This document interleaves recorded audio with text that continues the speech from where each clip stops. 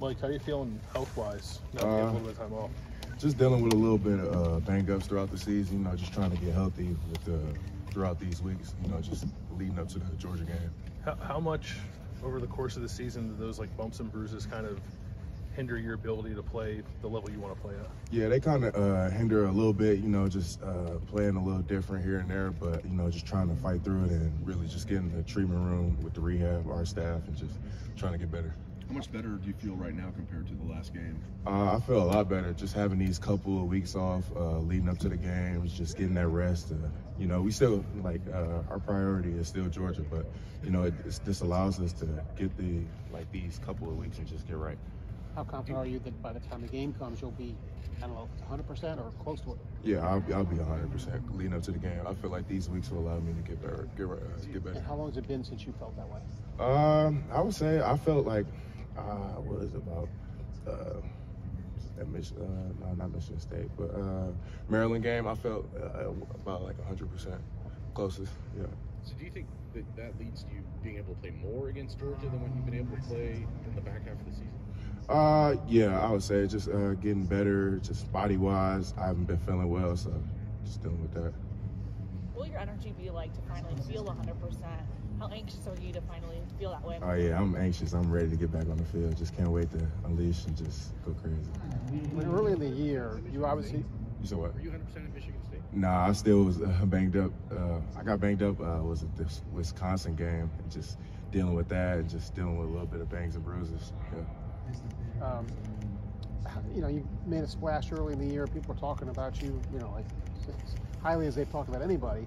And then you get the injury. How frustrating was it to not be able to build on that early success? I say it is very frustrating just dealing with that, but, you know, everything happens for a reason. So you just got to take it and just, you know, just make the best out of it, you know. Still. I would imagine for somebody like you who relies much more on explosiveness, Right. then an injury would just kind of take that out of them. You can't do it. And it's got to be really frustrating to not be able to do what you do best. Yeah, I would say that's the hardest thing is just the mental part about it, is just dealing with that, just not getting too much in your feelings going on the field, you know, kind of just, you got to go back to the rehab room and just get right with our trainers and take the meds you got to take or whatever, and just try to do everything you can, whatever, you know, just try to get back as close as 100%. What's the mentality of the team? I say our whole team in general is just very blessed, and you know, just to be in this predicament right now, like we didn't have to get this chance. So I would say we came out here and we work every day.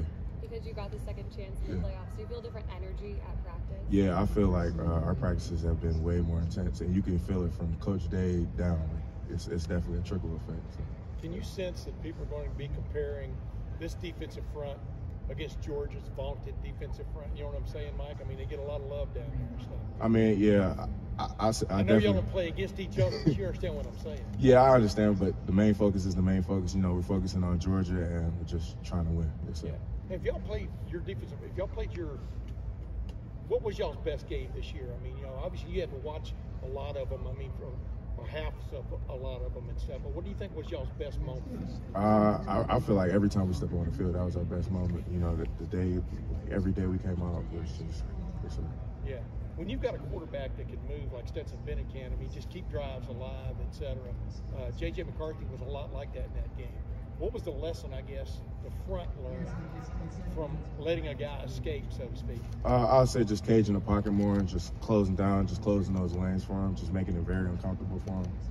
Michael, when you went back and when you're studying a tape of a loss, it's frustrating anyway, but when you consider the way that Michigan won that game, basically on 5 plays, I'm wondering how you all view that as you build toward Georgia, what you took away from that game and how you'll try to develop something better. Yeah, I'll say, just watching the film, you know, what happened in the past, you know, we got back to the meeting room with our coaches and we learned, like, what we did wrong. You know, I don't want to say it right now, but, yeah.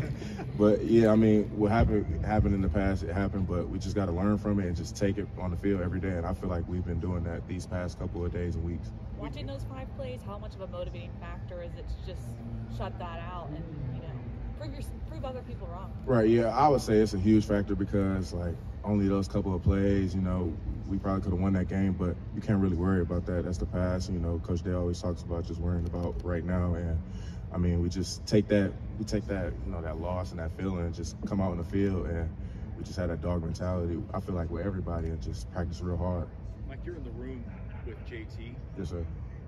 After that loss, it sounds like you all got back here and he was one of the more vocal, which is not typically not the most vocal of people, but it sounded like he might have been one of the most vocal in those days after. Yeah, I would say yeah. At him and CJ, you know, what was it? I guess it was like before our practice, he just gave a speech to us and just telling us, like, don't worry about the past. You know, we got the chance to go in here and play in the college playoffs. So, you know, it's an amazing chance, and we just got to take the opportunity and just run with it. Mike, where were you for the USC game? I was watching it at home with a couple of guys. It was nice to see B. Shaw, you know, make a couple of plays and a couple of stops in third and fourth downs. Some of the other guys were saying they were yelling as if they were playing in the game. Did you find yourself? Yeah, I definitely was, amused to see B. Shaw just go crazy out there and just live his dream. And then for you personally, you know, having not been super healthy most of the season, right, wanting that extra chance to play in the college football playoff, was it hard to watch a game now where you don't have control, but it would be great if it did go your way? Yeah, it definitely was hard, but, you know, everything happens for a reason. You know, just all praise to God, you know, for even letting me be here and play here. So, what's it like playing with a loss? You know, if you have one loss as a defense, is there a different edge you bring to practice? I would say it motivated us way more to, you know, tighten up on things and not letting certain stuff fly in practice that, you know, will go on. Mike, just what's this year been like for you to kind of have the start of a year that you did and then to have to deal with injuries later in the year and not play as much? I would say this is a very great year for me. It's just very blessed to be here. Like, tomorrow's not promised, you know, so just live every day like it's your last and just come out here and be able to work with the guys that I love the most. Are you feeling healthier now? Yes, sir, yeah. I just got out of the treatment room, like, literally a couple of seconds ago, so yes, sir. So do you feel like you're going to be full go and maybe what we'll be able to see from you early in the year in the playoff? Yeah, definitely. What is it that you feel like you can do better or more as you get healthier than what you were able to do in the second half of the year? Is it a stamina thing? Is it like you run better, you do something else better? Like, can you kind of explain what's better? Yeah, I would say right now just dealing with the injuries and not playing as much as I was before. I just have to remind myself in practice, you know, just keep running and keep going a little bit harder because I haven't been playing those 30, 40 snaps, and I've been playing about like 10, 15 snaps. So it's really not really getting in shape. I've been in shape, but just keep that stamina going and just to last to the fourth quarter. Did you appreciate them finding a role for you rather than, I mean, if you're hurt, they could shut it down and say, you know, come back in a month or something like that? Oh, no, I decided that I didn't want to sit down. I feel like I would have let the team down, really. So I took that initiative on me and just to come out here and just trying to get in the treatment room more and just to come out here and support my guys. Was that something they presented to you that, like, maybe you could shut it down for a while? And yeah, they gave the option up to me, and I decided that I wanted to still come out here and just, you know, support my guys and be there for them, whether that was, you know, on the sidelines or on the field. So, Mike, I think it was after Michigan State, we talked to you in that post game. Mm-hmm. Clearly, you weren't at 100%, but you're like, no, I feel fine. Yeah. Like, do you just not? I think it would have helped people understand what you were going through if you'd say, well, I'm not 100%. But I know you don't want to make excuses. Did you think about that part, like just being more, like, tell us what you're going through? You know what I mean? No, it's just, yeah, I mean, everybody, I mean, you'll be surprised what these guys go through behind closed doors. I mean, like I say, like, even in these interviews, you know, you can't say everything you're going through. You always got to keep that to yourself. But it definitely is like a motivating factor that I am going through something, but every day is a fight, and that's our motto here: fight every day. So. Do you hate that we just have to ask you about it all the time? No, no, it's all good. I mean, questions is questions. You just gotta ask. Like, at that point, I mean, you're playing a handful of snaps. Mm-hmm. Like, how healthy did you think you really were then? I believe I was about like 80, 85%. Okay. When you're only on the field for 10, 15 snaps a game, how do you make those count, and do you get out of rhythm because you're not playing in the whole snap share? Yeah, I would say knowing going into the game that you only have about 10 to 15 snaps, you know, you just got to give it your all every 46, 80 B. You know, that's the mindset every time I step on the field, regardless. But I just take that to a further extent because knowing that I'm only playing those couple of snaps, I just got to make them count and not waste them. Do you feel like that role kind of suited your skill set well because of your ability to, you know, be an interior pass rusher? Yeah, I feel like it fit me very well, but I always, I just wonder, like, if I played a couple more snaps this game, you know, what would it do? But, you know, you can't think like that, you know.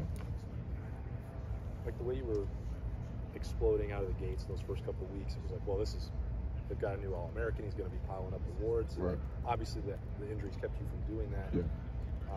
I know you're doing it for the team and not the individual stuff, but that kind of kept you from maybe getting the attention you would have felt like was coming your way.